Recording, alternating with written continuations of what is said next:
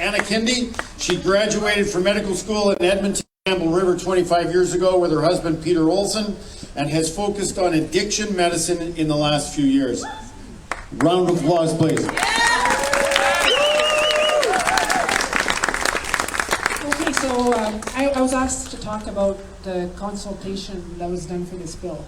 And we heard Minister Dix mention on numerous occasions how much consultation was done. So let me clarify how much consultation was done. The Caton report, which was years in the making,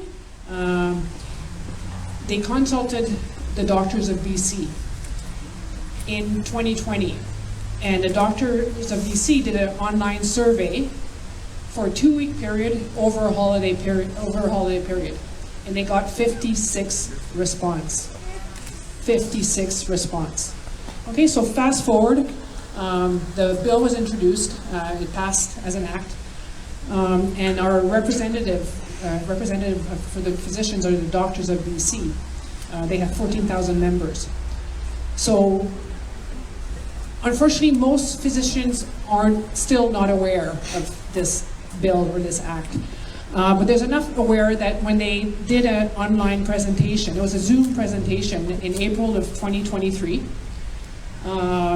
to talk to us about this Health Profession and Occupations Act. And two bureaucrats with no medical background superficially went over the whole act. Through this, there was 400 doctors on a Zoom call, and on the chat line, continual questions about this act.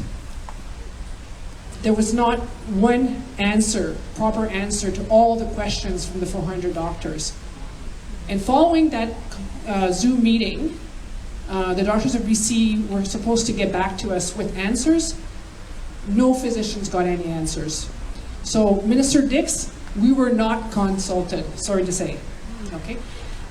The other thing I want to mention very quickly is Minister Dix as well says that this bill makes us safer.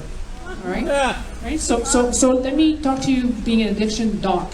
And I was a little bit shocked when, John, you told me that Safe Supply is actually a government policy. I thought it was actually what's called BC Centre for Substance Use Policy. But it is actually a government policy, Safe Supply. I talked to one of my colleagues last week, and you know what she mentioned to me? She said, yeah, I had a young fellow come in, student, okay, with a hydromorphone addiction, and she asked him, this is a small town, she asked him, well, you know, how common is that? And he said, well, I know of at least 30 addicted students. 30. Okay, so this is, and Minister Dix is saying this bill is making us safer, right? So government does not belong, or politicians do not belong in medicine. Okay? And nowhere does the Health Profession Act do they get input from frontline workers. So it actually makes us less safe. Thank you very much.